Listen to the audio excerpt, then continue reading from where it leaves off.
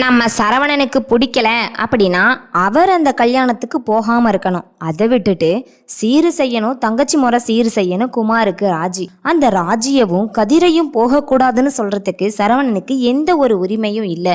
அது மாதிரி நம்ம ராஜி கண்டிப்பா அந்த கல்யாணத்துக்கு போய் அந்த சீரெல்லாம் செஞ்சுதான் ஆகணும் அப்படின்னு யாரெல்லாம் நினைக்கிறீங்களோ அவங்க எல்லாரும் மறக்காம இந்த ஸ்டோரிக்கு ஒரு லைக் பண்ணிட்டு ஸ்டோரியை கண்டினியூ பண்ணுங்க.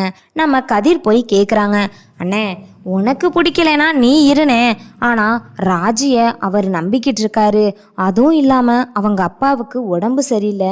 இந்த நேரத்தில் நீ ராஜியை போகக்கூடாதுன்னு சொல்கிற, அவர் ஏதாச்சும் தப்பாக எடுத்துக்குவார் இல்லைனே அப்படின்னதும், ஏண்டா அண்ணன் முக்கியமா அவன் முக்கியமா? நீ அந்த கல்யாணத்துக்கு போன அப்படின்னா நான் உயிரோடையே இருக்க மாட்டேன் அப்படின்னு சொல்றாரு. முடிஞ்ச அளவுக்கு நம்ம குடும்பமா சேர்ந்து அந்த கல்யாணத்தை தடுத்து நிறுத்தணும். அதை விட்டுட்டு அந்த கல்யாணத்துக்கு போய் ஆசீர்வாதம் பண்ணணும்னு நினைக்கிறீங்க? என்னடா ஏன் எல்லாம் என்னை இப்படி பைத்தியக்காரன் ஆக்குறீங்க அப்படின்னு சொல்லி ஒரு பைத்தியம் பிடிச்ச மாதிரி தலையில அடிச்சுக்கிட்டு அப்படியே ஒரு கிறுக்க மாதிரி அலையிறாரு நம்ம சரவணன். அதுக்கப்புறமா நம்ம பாண்டியன் கிட்ட போய் சொன்னதும், நீ போப்பா நான் பாத்துக்கிறேன் அப்படின்னு சொல்றாங்க. கதிரும் ராஜியும் குமரவேலோட கல்யாணத்துல என்ன சீர்முறை செய்யணும் அப்படிங்கிறத போய் எல்லாத்தையும் வாங்கிட்டு வராங்க. வாங்கிட்டு வந்து மறுநாள் நைட்டேன்ட்டு எல்லாமே அரேஞ்ச் பண்ணி வச்சுட்டு ராஜி குளிக்க போயிட்டு வராங்க. வந்து வேக வேகமா கிளம்பிக்கிட்டு இருக்கவும் நம்ம சரவணன் கேக்குறாரு, எல்லாம் எங்க கிளம்பிட்டீங்க அப்படின்னு சொன்னதும் நம்ம ராஜி சொல்றாங்க, நான் சீரு செய்யணும்ல மாமா, அந்த சீரை மட்டும் போய் செஞ்சுட்டு வந்துடுறேனே அப்படின்னதும், என்னது சீரு செய்ய போறியா? அந்த கல்யாணத்துக்கு எட்டி கூட பார்க்க கூடாதுன்னு நான் சொல்றேன், ஆனா நான் சொல்றத கேட்காம சீரு செய்யணும்னு சொல்லிக்கிட்டு போறேன். இங்க பாரு ராஜி, நான் போகக்கூடாதுன்னு சொன்னா போகக்கூடாது அப்படின்னு அந்த வாழைப்பழம் தேங்காய் தட்டை எல்லாத்தையும் தூக்கி எறிகிறாரு. அந்த இடத்துக்கு பாண்டியன் வந்து, வாடா உள்ள வாடா அப்படின்னு பாண்டியனோட ரூமுக்கு கூட்டிட்டு போய் சரவணனை படுக்க வைக்கிறாங்க. அதுக்கப்புறம் வெளியே வந்து, மா ராஜி நீ போய் நீ செய்ய வேண்டிய சீரை மட்டும் செஞ்சுட்டு வாமா, நாங்க யாரும் வரல, நீயும் கதிரும் போங்கன்னு அனுப்பி விடுறாங்க. இங்க சரவணன் படுத்திருந்தவரு அவரால் படுக்கவே முடியல. மறுபடியும் வெளியே வராங்க. வெளியே வந்தா நம்ம ராஜியும் கதிரும் மற்றவங்களோட எடுத்துக்கிட்டு சீர்தட்டை எடுத்துக்கிட்டு போகும்போது கண்ணை முழிச்சிடுறாங்க. வந்து நின்னுக்கிட்டு கதிரை வந்து சண்டை போடுறாங்க.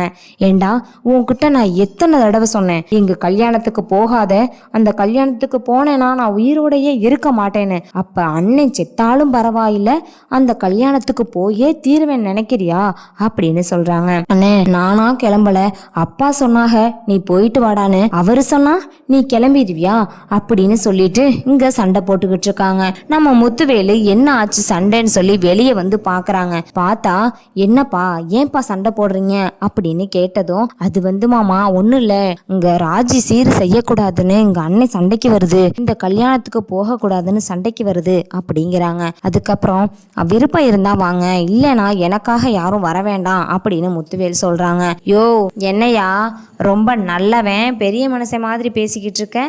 அப்பப்பா மொத்த குடும்பமா சேர்ந்து என்னையும் என் தம்பியையும் பிரிச்சிருவீங்க போலையே.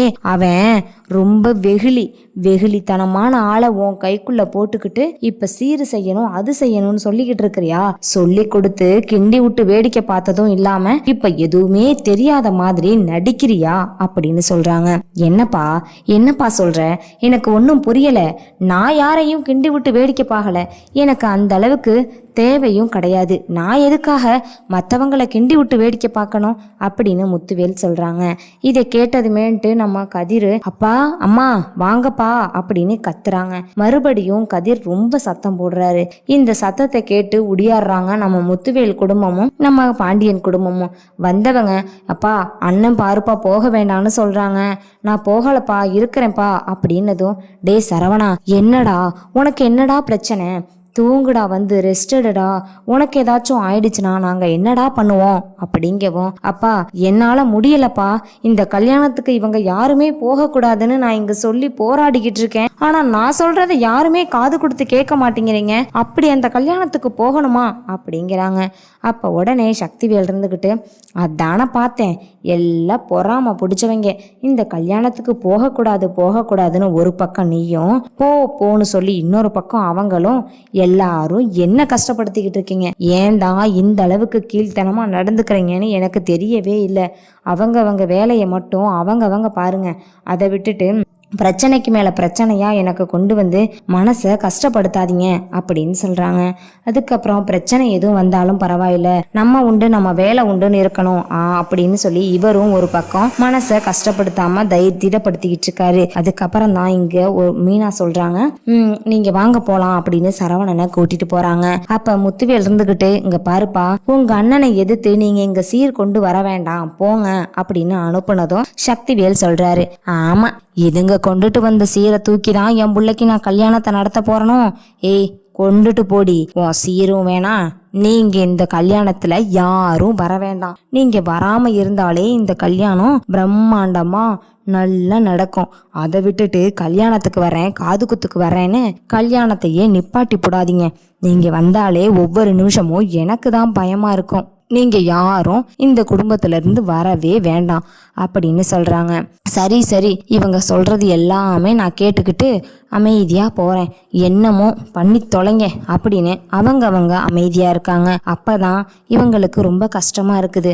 அப்ப ராஜி இருந்துகிட்டு கொண்டுட்டு போன சீர்தட்டை எல்லாத்தையுமே வாங்கி வீட்டுல வச்சுக்கிட்டு இருக்காங்க. வீட்டுல வச்சது மட்டும் இல்லாம அங்க கதிரு ஒரு பக்கம் ராஜியை சமாதானப்படுத்துறாரு. என்ன ராஜி கவலையா இருக்கா அப்படின்னதும், அது ஒண்ணும் இல்ல கதிரு, கவலையாதான் இருக்கு. ஆனா அதே சமயம் மாமாவோட நிலைமைய பார்த்தா இன்னும் மனசுக்கு ரொம்ப கவலையா இருக்கு அப்படிங்கிறாங்க. என்ன பண்ண சொல்ற, என்னால முடியல. எங்க அண்ணன் கிட்ட நான் என்னென்னமோ சொல்லி பார்த்துட்டேன், ஆனா அவன் கேட்குற மாதிரி தெரியல. கொஞ்ச நாச்சும் நம்ம போக தேவாட்டி இவன் போகணும்னு அவன் நினைக்கவே மாட்டேங்கிறான். பாத்தியா, வீட்டுல இருந்த எல்லாருமே எம்பிட்டு ஃபீல் பண்ணாங்கன்னு, நீ கவலைப்படாத அப்படின்னு சொல்றாங்க. சரவணன் இப்படி சைக்கோ மாதிரி நடந்துக்கிறத பார்த்த பாண்டியன் செந்தில வர சொல்லி சரவணனை ஹாஸ்பிட்டல் கூட்டிட்டு போன்னு சொல்றாங்க. செந்திலும் வானே ஹாஸ்பிட்டல் கிளம்பலாம் அப்படின்னதும், ஏண்டா நான் கிறுக்குன்னு சொல்லி முடிவே பண்ணிட்டீங்களா அப்படின்னதும், அண்ணே பெரிய பெரிய வார்த்தையெல்லாம் பேசாதனே, அப்பா உனக்கு உடம்பு முடியலை, நீ ஹாஸ்பிட்டல் போனால் சரியாயிடுவேன்னு கூட்டிகிட்டு போக சொன்னாங்க. ஆனால் நீ இப்படியெல்லாம் நாங்கள் நினைப்போம்மா, நீ டேப்லெட் போட்டுட்டு கொஞ்ச நேரம் தூங்கி எந்திரிச்சாதான் உனக்கு நல்லா இருக்கும். நீ டேப்லெட் போடாமல் மற்றதை கண்டதை போட்டு யோசிச்சு குளறுபடி ஆக்கிட்டு இருக்கிற, அது உனக்கு பிரச்சனையிலெல்லாம் கொண்டு போய் விடும் அப்படின்னு சொல்கிறாங்க. பிரச்சனையா எனக்கா? அந்த அளவுக்கெல்லாம் பிரச்சனை எனக்கு வரவே வராது. நான் இங்கே வரவும் மாட்டேன். தயவு செஞ்சு என்னை விட்டுருங்க. எனக்கும் இதுக்கும் எந்த சம்மந்தமும் இல்லை. எனக்கு ரொம்ப கஷ்டமாக இருக்குது அப்படின்னு சொல்கிறாங்க. இதில் கஷ்டப்படுறதுக்கு எதுவுமே இல்லையே, நம்ம உண்டு நம்ம வேலை உண்டுன்னு இருக்கணும் அப்படின்னு சொல்லிட்டு நம்ம செந்தில சரவணனை கூட்டிட்டு போறாங்க. செந்தில் அப்போ உடனே மீனா இருந்துகிட்டு ஃபோன் பண்ணி, எங்கங்க இருக்கீங்க, உங்க அண்ணனை ஹாஸ்பிட்டல் வர சொல்லி அப்பாயின்மெண்ட் போட்டீங்கல்ல, அந்த டாக்டர் கிளம்ப இன்னும் 10 நிமிஷம் தான் இருக்கான், வந்தா சீக்கிரம் பார்க்கலாம், இல்லைனா பார்க்க முடியாதுன்னு சொல்கிறாங்க, நீங்கள் வாங்க கொஞ்சம் சீக்கிரம் அப்படின்னதுமேட்டு இதோ வந்துட்டேன் அப்படின்னு அவங்களும் கிளம்பி வராங்க. கிளம்பி வந்தால் அவங்களுக்கு ரொம்பவே கஷ்டமாக இருக்குது. இங்கே பார்த்தா டாக்டரை பார்க்கக்குள்ள, சரவணன் நான் செத்துருவனாடா, நான் அப்படி போயிடுவேனா, என்னை இப்படி போயிடுவேனா அப்படின்னு அவர் கற்பனையிலேயே வாழ்ந்துக்கிட்டு இருக்காரு. அண்ணே ஏனே இப்படி எல்லாம் பேசுகிற, கண்டிப்பாக உனக்கு எதுவும் ஆகாது அப்படின்னு அவருக்கு மனசில் தெம்ப கொடுத்து கூட்டிகிட்டு போகிறாங்க செந்தில்.